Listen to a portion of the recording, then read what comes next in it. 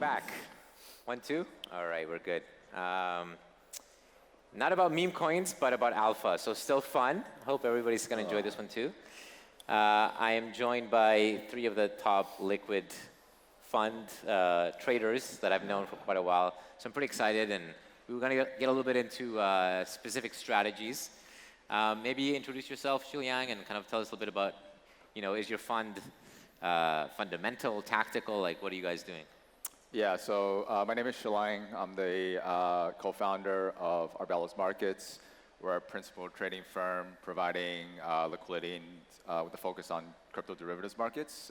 We also build infrastructure to improve transparency for the OTC markets as well. And previously, I was the founder of Ledger Prime, which is a multi-strategy hedge fund within crypto as well. Generally, we're considered a tactical trading firm. Variety of quantitative, market neutral, strategies catered to our counterparties. So tactical is kind of like you're looking at the chessboard and all the data, and you're moving the knight across and sort of capturing little pawns everywhere, basically. Yeah, that's just making money, collecting coins. Just making money. All right, guys, we're going to learn how to do that as well, hopefully. Zaheer, tell us about your fund. Thanks, Jordi. So my name is Zaheer Ebtikar. I'm the founder and CIO of Split Capital. We are a liquid hedge fund in the digital asset space. So we do a lot of the long bias stuff. We'll buy and sell tokens. We're pretty active in the derivatives markets, trading with firms like Arbelos, and then also on screens and Binance, Bybit, all that kind of stuff. And then also, in addition to this, we take a pretty active management on the short side of the book. So when markets are a little bit more volatile, we'll go and hedge a lot of the risks that we have. So we kind of play both sides of the market. And as you can imagine, just from the panel, it's moving a little bit more towards the liquid space from a more traditional venture asset class in crypto. Yeah, very relevant because we have Arthur with us here, who has been a very, very well-known venture capital participant and now focusing on liquid. So Arthur, maybe tell us a little bit about what DeFiance is doing now. Yeah, we have 2 funds. Right now, our new fund is called the Liquid Venture Fund. We invest in public crypto market with a venture-like approach. So underwriting medium to long-term investment in the crypto. Yeah, so we don't do anything fancy like derivative. Just focus on buy and hold on a spot, and really just focus on identifying 10 to 20 very promising crypto projects and protocol to invest in, and try to support them as much as we can. So it's a blend of the kind of like a VC style, but on a public liquid market of crypto. Yeah, I mean, we're talking about liquid because ultimately what we've realized maybe in crypto is that a lot of things go to market faster and things happen really quickly compared to, deep tech and things like that take many years to play out. How do you feel about the extra flexibility you have on just being able to buy, sell, and how do you think about time horizons? Do you set a price target? Do you set a time target? How do you look at it? Yeah, that's for me, right? Yeah. Yeah, okay. So I think the thing about crypto is very dynamic. So I don't think it is super productive to put a hard limit or a restrictions on the time frame or the exit price. And also this is actually what makes crypto so challenging and also rewarding. Sometimes your targeted return, you expect 6 months to a year for the TCs to play out, and it play out in 3 months, and you should take profit and move on. But sometimes, due to some external changes, the fundamental did improve that you need to reevaluate your investment thesis and adjust the exit and the fair value accordingly, and you do so. So it's such a very dynamic process, and I think that this is just what the advantage of the crypto market give you. Because in the traditional venture, you get the 50x, 100x upside, but you've never been able to adjust your exposure accordingly to the live fundamental of the project. But in crypto, you can do so.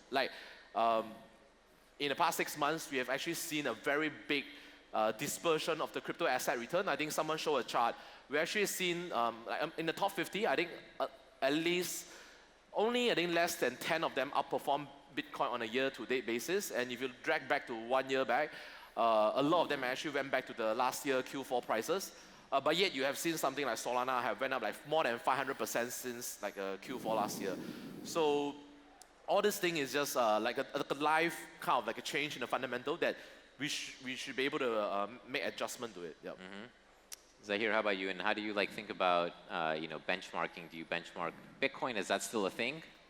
No, I think people and most allocators have understood that beating Bitcoin is very difficult, especially in a bear market, which is also why we set ourselves up as a liquid fund that can, it's not long only. We, make sure that we can take shorts and things like that. If you guys trade anything, it's just, you'll realize that the derivatives market is way, way, way more liquid than the spot market.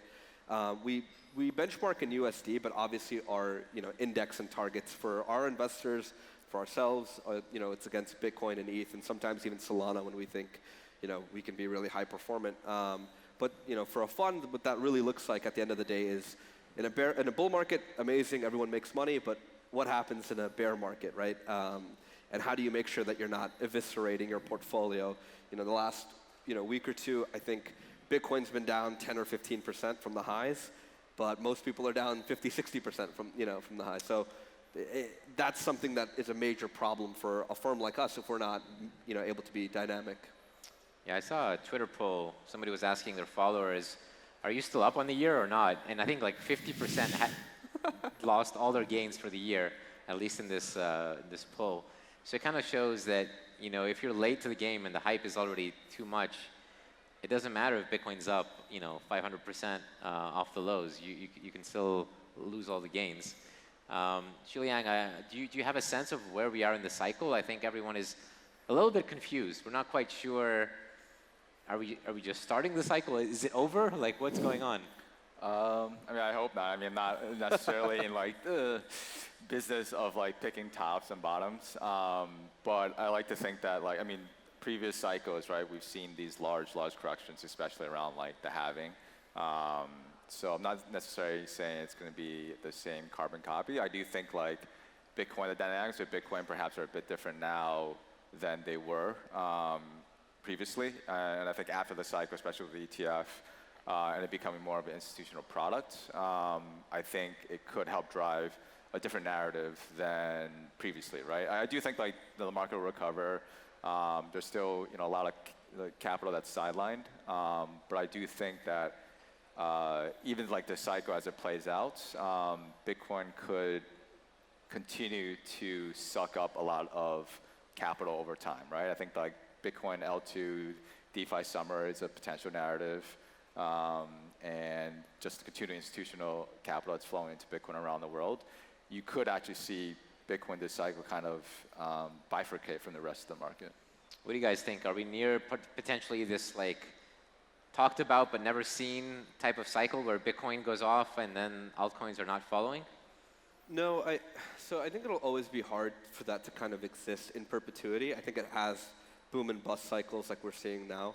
I would say to the question of, I think we were asked a similar question in Singapore TOKEN2049 like 2 years ago. And I think at this point, we're definitely later cycle. I don't think we're end of cycle necessarily, but obviously like I don't make 6-month, 9-month predictions on this kind of stuff. So I think what ends up happening in the market going forward is cycles as we know it in crypto will probably start breaking off. We had 4-year cycles, and that's pretty common for most growth asset classes. But for crypto, I think this is going to start changing as now there's some floor value, number one, and through ETPs, ETFs in general, and then number two also because leverage and regulation have really impacted the kind of volatility that you might see from major bankruptcy, fraud, that kind of thing. So Binance, Bybit, these exchanges aren't really seeing the same kind of leverage or like systematic exposure that might draw prices down 80, 90%. And even back in 22 when prices were pretty supremely depressed, that was mostly a function of just a lot of liquidation hitting the tape all at once. So do we really foresee that happening in the future? Probably not. In the last week and a half, we drew down about 50% of the alt open interest. So we're already kind of really seeing a lot of the froth clear out without pricings having to go down significantly. Arthur, do you have a view? I mean, to me, it feels like maybe we're in that sort of summer, May 2021 period where we had a huge dip, but it wasn't the end of the cycle. There is like another. How do you feeling about it? So I think actually every cycle, every new start of the market structure always change and mature. So, okay, let's look at two major things. Just looking at Bitcoin alone, there's two major market structure of Bitcoin that have changed that was not present in the past cycle. First of all, is the institutional flow.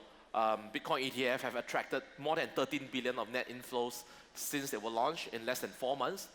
Second thing is actually there's a lot less talk about is the emergence of publicly listed Bitcoin miners. So in the past cycles, most Bitcoin miners, you always see a very big boom bust because they need to constantly sell their Bitcoins to fund their operating expenses. But with them being able to publicly listed, they are able to tap on capital market financing to pay for their operating expenses and not sell so much of the Bitcoin holding. So these two things actually have changed the Bitcoin market structure a lot. So which is why this is, we have a Bitcoin going up to all-time high right even before halving, which on the previous cycle, you always see after halving and you see Bitcoin going to a new all-time high again. So these two new market structure changes was not in the previous market cycle.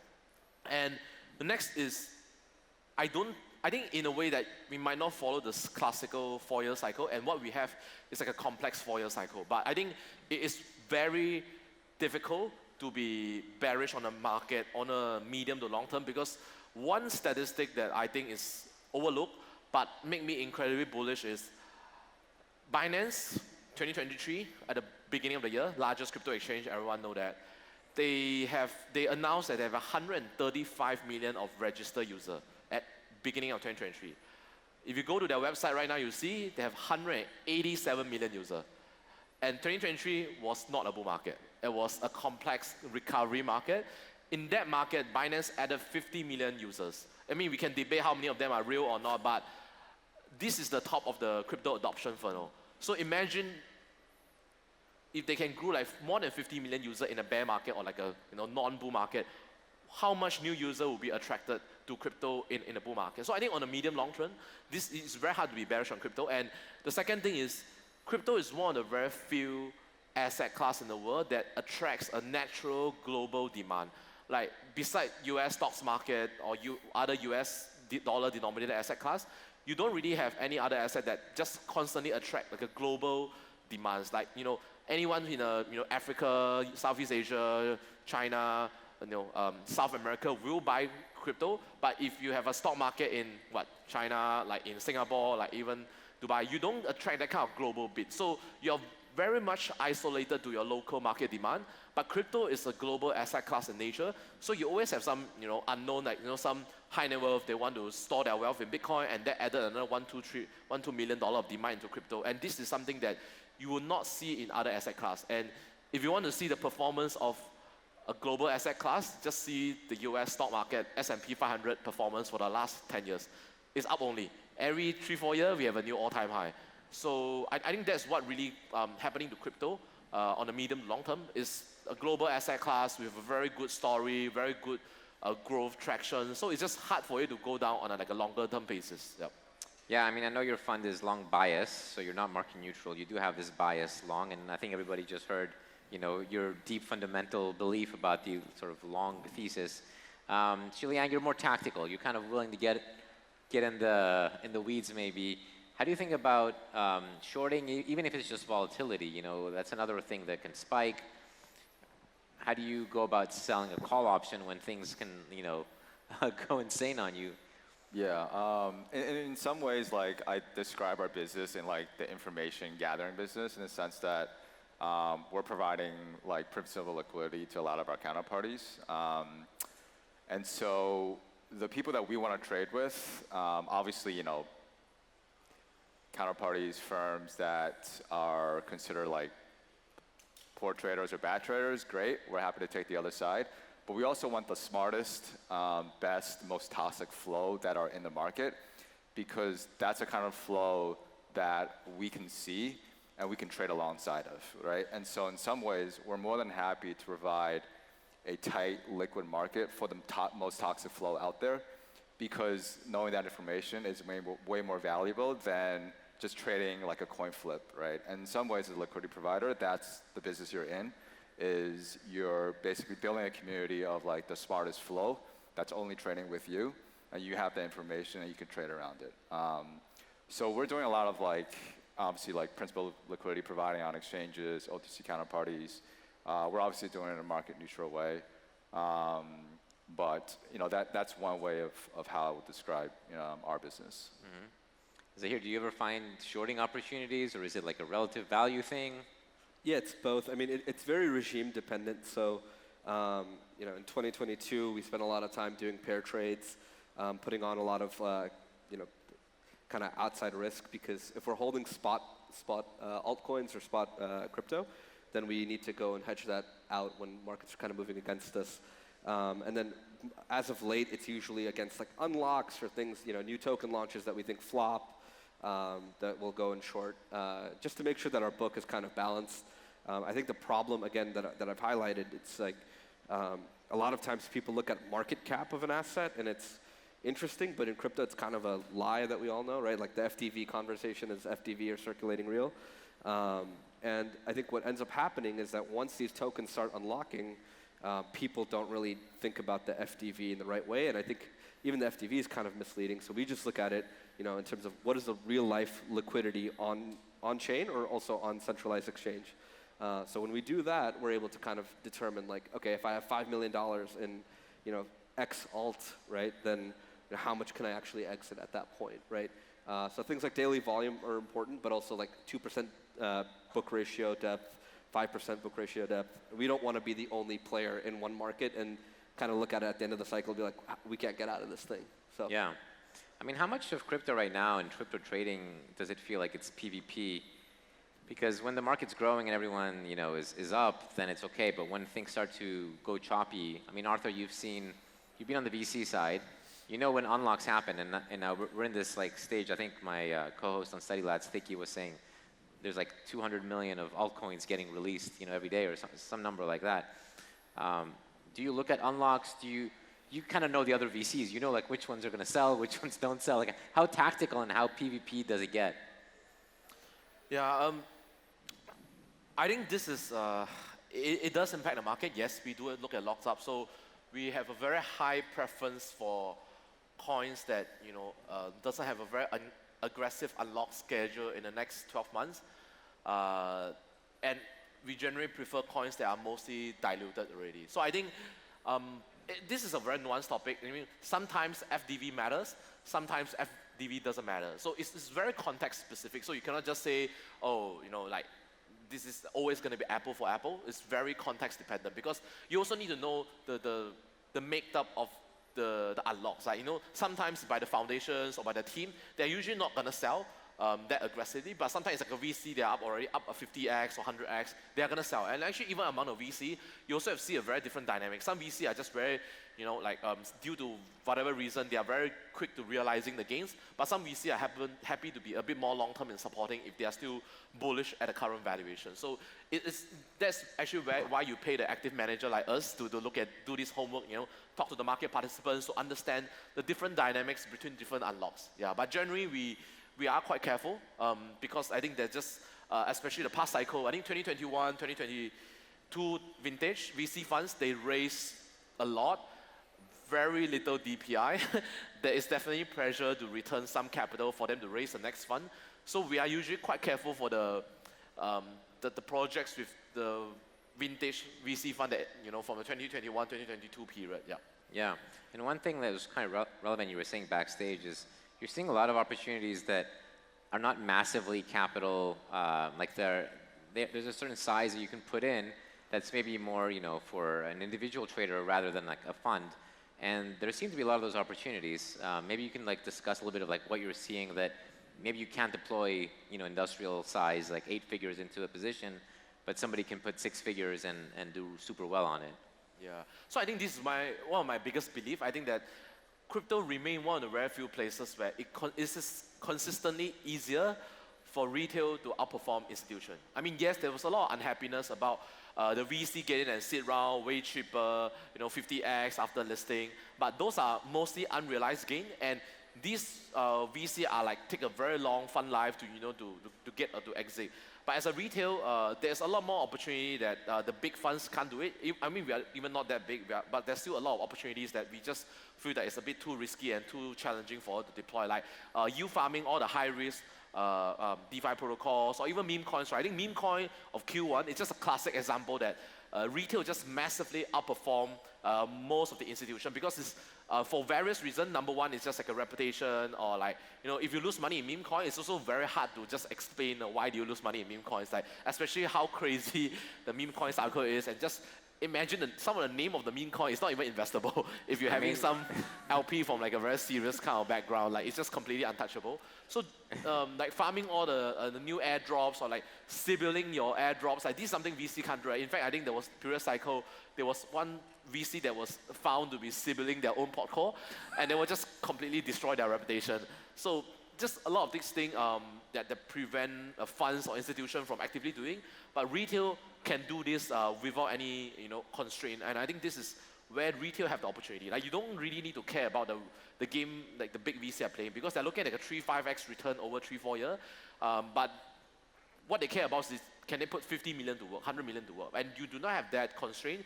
You should actually focus on what really makes sense for your capital size. And I think there's actually still plenty of opportunity that is very good for like between few hundred thousand to like less than 20-30 million kind. Yeah. Yeah, I mean, I was trying to get, I had Hasib from Dragonfly, runs a big fund, and I was trying to find a way that he would buy meme coins into his portfolio. I was like, what if it's just a mascot? What if this? It didn't really work. So like you said, there are some places that the large funds won't go. Zaheer, how about you? Like, do you get in the weeds? Do you kind of find these tactical opportunities? Yeah, so we're the newest fund, I guess, on stage. For us, when I was setting up the structure, the legality of what we were going to do, and we were pitching earliest investors, we just told them, we're going to leave this as open as possible. So we do liquid mandate, but we can do a lot of things within that bucket because, truthfully, I don't know what will be a thing in 3, 6, 9 months from now. So whether it's meme coins, whether it's NFTs, whether it's whatever it is, right? I don't know. I mean, obviously, we're not going to spend half of our book doing meme coin buy and sells, but we want to be a part of the action wherever the liquidity kind of moves to in crypto. And these narratives, whenever they're forced, they never work out. But whenever it's organic, it just like sparks like wildfire, and it's there for 3, 4, 5 weeks, and people hit like 1,000x within that time horizon. And if you're not there, you're not capitalizing on that. So for us, it was very intentional when we were setting up the fund that we have the capacity and opportunity to do these things. And I think this is, to Arthur's point, this is one of those areas where if you're running a fund, it's much more complicated to be able to do meme coins on average, because for us it's like we have to multi-sig into the transaction. Try doing that on Solana today, right? Or 2 weeks ago, like it's impossible. Your transaction will never go through, right? Whereas if you're some guy on a Phantom wallet, like clicking in like 3 or 4 times, maybe your transaction goes through and you can participate. So in that way, it's definitely feasible for retail to kind of participate and do well.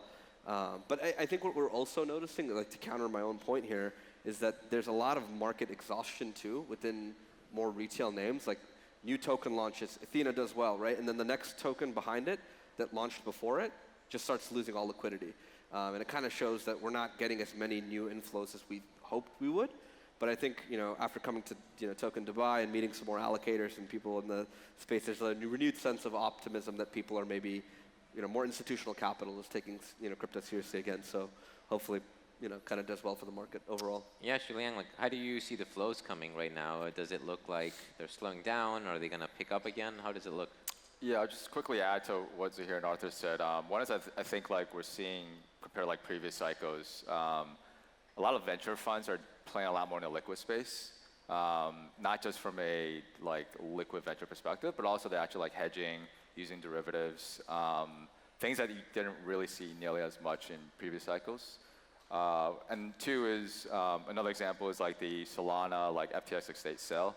A lot of like venture funds actually participated in that and basically wrapped it as a venture investment.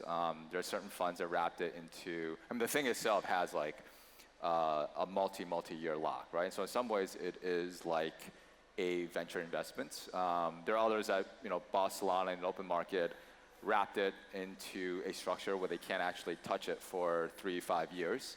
And that's basically considered a venture investment. So we're starting to see actually a lot more of that kind of investment style that we haven't seen like previous cycles. And then going back to just general flows in the current market, end of last year, early this year, at least from like the options market, it was pretty much like 99% just call option buying, right? Anyone and everyone was just buying call options.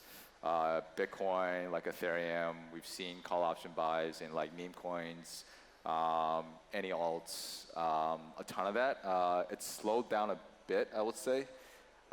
People have pushed out their time frames, so obviously the Ethereum ETF is probably not going to come. We've started to see significantly less flows in Ethereum. In terms of like flows in the time frame, I would say like people are pushing out to like September, December time frame. And so if you're looking at like a longer tail options markets like December or even March, there's been a ton of actually buying out there. And like the implied vols, if you look at the implied realized like vol ratio for 9 to 12 months, it's the widest it's actually been in the past 2.5 years. So like there's a ton of like long dated option buying that market makers can't supply. But the like realized volatility actually like hasn't really caught up yet. And so like that's a kind of flow. But like near dated, I would say people are pretty cautious. People have been buying some protection. We're just sitting on the sidelines. Yeah. I mean, let's talk about something a little bit spicy, which is liquidation. So, you know, crypto has more leverage than any other asset class. And when things are going good, everyone's happy. And then we have these days where, you know, 10% plus, you know, we've seen altcoins even lower. You guys are multi-cycle investors, so you've seen it all. You know, probably a lot of the audience has been around a while. We've seen these crazy moves. What does it take to like thrive in these conditions? Like, do you keep some dry powder all the time so that when the inevitable happens, you can invest, or do you just fully allocate and just, you know, just take a deep breath that morning and you know, maybe take some ashwagandha or something and try to chill? Like, what do you guys do? Maybe Zaheer, you can. Yeah, so, you know, this is something that I talk to you about quite often, but also I sent out this note like a week ago to our investors, just kind of explaining what liquidations are, how they work, and why they're important to us. So usually when there's like big liquidations that happen, I'm sure you guys are here, you know, X amount of people got wrecked, or X amount of, you know, X billion dollars got liquidated in crypto markets. What does that actually mean? So it generally means that those positions are now owned by the exchange, and they have to go dump those positions at market. So they do it right away. So those are forced sellers. And we typically on the buy side look for those kinds of events to go and place our bids, our sort of you know, buying spots, because we love when, well, we shouldn't say this, but it's the best buying opportunity when someone else is forced to sell in the market. So that's kind of the opportunity set that we look at the most. Crypto's leverage ratio has substantially decreased since 2019, 2020. And we're still seeing that kind of decrease. But every single time we see one of these liquidation events like we saw in the last week, it kind of really yields these negative outcomes for a lot of people. So that's why, you know, generally derivatives are now being, you know, scrutinized a little bit more on platform, right? People are, you know, forced to take tests on Binance and Bybit to trade derivatives, however trivial they may or may not be. So it's kind of, you know, entering that sort of market. And then for us, you know, the volatility of crypto, you can't have the upside without the risk profile. So, you know, after a while, you just have to get desensitized almost to the volatility. And we keep ample amount of cash, you know, for these kinds of events, but at the same time, we will take book leverage as well. So when we think, you know, other people are kind of out of a spot, most of crypto is just like self-forced error from other people. So, you know, when other people make mistakes, we try to profit off that. Yeah. That's kind of the business, and, you know, same thing for market making, or, you know, flows trading, or even venture investing to some extent, right? Yeah, Arthur, how do you feel on these like red days? Are you sort of, you've seen so many of them now. Some of them were much deeper. This is like a little small thing of compared to what we had, let's say, in the Luna days. How do you react in those days? What does the investor in you look at the market and think? Are you looking at all the coins and like, oh, okay, maybe like a shopping list, like, okay, this one went to 60 cents. How do you do it? Yeah, so I think actually at a different level of capital you manage, there's a different optimal way to deal with it.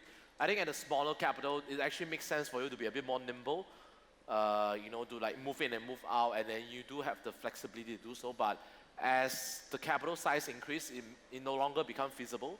So I think that it's just really about like you need to optimize the kind of risk-adjusted return you are taking. And I think that generally it always makes sense to have some dry powder because the value of those dry powder like exponentially increase when market is having a stress event. So it always makes sense to keep a little bit of that. When the stress event happens, it's like once in a year you get this kind of great buying opportunity, or not just buying opportunity, a deal-making opportunity. Some people who like just completely blew up and you need to take over their position, all those kind of things, and having some dry bullet for that is always very important. Yeah. It reminds me a little bit. I was reading about Jane Street, and I have some friends there, so they've confirmed that this is true. They always are buying out of the money puts, so they're buying these like extreme protection. And once in a while, when the market actually hits that level, very unexpectedly, they're paying like a small amount constantly. They're losing money, right? They're sort of like giving out. And then that one time, they have liquidity when nobody else has liquidity because they've bought that protection. And that reminds me kind of a little bit of what you're saying. Crypto seems like a very extreme version of that, where you'll see things spike to prices. I think, especially with perpetuals, one example that people still talk about, I think on Ripple some months ago, the coin margin, Ripple on Bybit, there was just no liquidity to buy it back, and it was dislocated for like half an hour. You could make like 30–40%. So it shows the value of liquidity, being liquid. We all get a little bit too bulled up sometimes and forget to keep a little bit on the side. Yeah. So something. And actually, I would argue that actually we need more public liquid investor like us, because the VC have all invested, right? They all went to the private rounds.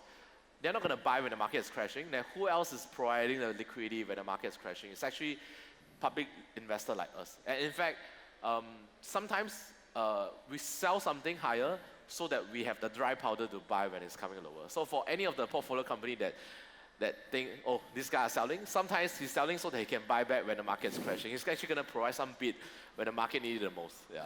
So all this is a good reason to tell everyone why do you sell. A very good statement.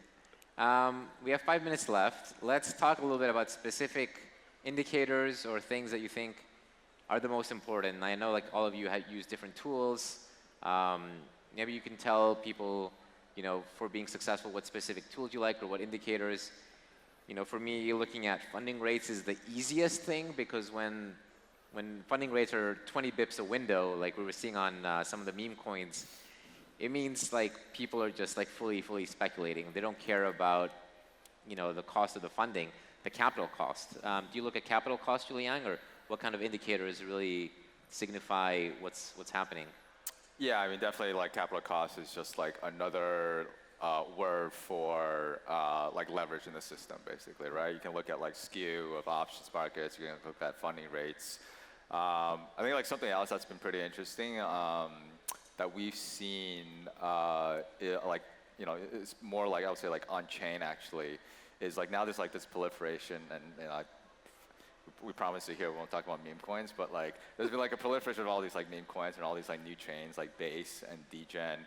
But something that interesting that we kind of noticed was that like, and it was a pretty good signal actually, and Alex from the Anson isn't here, but like you can kind of track like these newer like meme coin launches and like the wallet holders that are like holding them. It's like extremely transparent.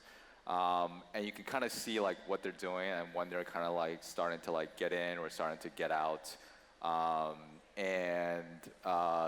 There was like one recent example in Degen, like Base L3, where like some of the insiders like started selling, and basically like very transparently, like a few hours later, like the price like started to weaken like significantly, right? And you can't necessarily like trade derivatives around it because there are no like derivatives for many of these like new tokens.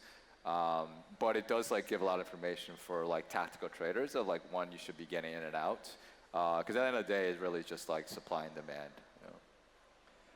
Yeah, so generally, we have an in-house astrologist, and then we chart the moon Astrology and patterns. crypto seem to be like very intertwined. No, okay, being more serious. Overall, I mean, it's a pretty simple formula. It's just and I've tweeted about this for like 7 years now, and it's been the same thing, and people are always like, great post, great note. And I'm like, it's not complicated, but we take a look at how many active positions there are in the market. We take a look at how much people are paying to manage those active positions, and then we kind of start determining, okay, we need to start cooling off here, or we should start buying back because everyone else is kind of out of it.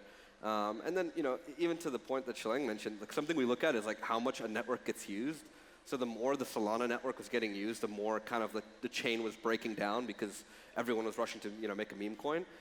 We took that as kind of a sign that's like, it's very bullish, but at the same time, like people can't actually go and buy on Sol now. It's a big problem. Or same thing with Base. It's kind of reaching the end of the risk spectrum, and that's usually signals to us like we should be cashed up a little bit. People are flexing on me, telling me that they made X amount every single day. So usually that's kind of what we notice. And lastly, to Shiliang's point on looking at Nansen or Arkham or whatever kind of dashboard you use for looking at on-chain stuff, it's very disheartening actually if you look at a lot of meme coins, because you'll find out very quickly that usually they're all just basically rugs. Like the team is selling almost instantly. So not the better ones, but a lot of the newer ones. So things like that are pretty helpful in making sure we don't lose our shirt in investing. Mm-hmm. Arthur, what are your kind of key indicators? I think the number one is really attention. So we've been finding and constantly improving of our ways of quantifying the attention any project get, because with a lack of the standard valuation model or like accepted valuation model, really like attention is what really drive a lot of the. How do you differentiate between like a botted community and people buy Twitter followers, and you can buy agencies and pay them to generate this attention? Yeah, I think it's actually not that hard, because if you go through to see like the abnormal kind of like a likes or like a reaction kind of engagement to some like an announcement, it's not that difficult. And also you look at the followers, you look at the comments, are they like genuine account or like fake account? If you spend some effort, it's not that difficult to help. But obviously we are using some more sophisticated tools. We paid for some subscription like Kaito to just quantify the attention and the token narrative market shares. So we're constantly trying to see what is the best way. Obviously we have some high signal people that we follow, so we think that these people present a more genuine reflection of attention. And obviously there's also all this kind of like a private investor to investor talk, what do you look at, all this kind of stuff. You kind of gradually form your kind of like a network of like what are things that people are really looking at. And I think this really helps to be early. You want some really hardcore believer that really believes in something, and that's usually a very good alpha at the beginning. Yeah, I like to go through like, even if they buy it, sometimes they're paying agencies to do it. But like you said, you can kind of go through and you look at a tweet. If the tweet has more retweets than views or something weird like that, you're like, okay, this is fishy. So you're right. You can tell sometimes. I think it's also helpful if you like I determine a project based on how many of my mutuals follow that project, and then I'm able to tell like, okay, none of my mutuals are following this thing, but then it has like 70,000 followers or something. So it's usually a red flag. Versus something that has a lot of people that I know that are kind of a part of it or talked about it or something like that. Yeah, I can't tell you how many million follower Twitter accounts I've seen that I don't have any common follows with. Cool, guys, we're out of time. Thanks so much for sharing your strategies and thoughts. Hope the panel picked up something interesting. And yeah, thank you guys. Thanks.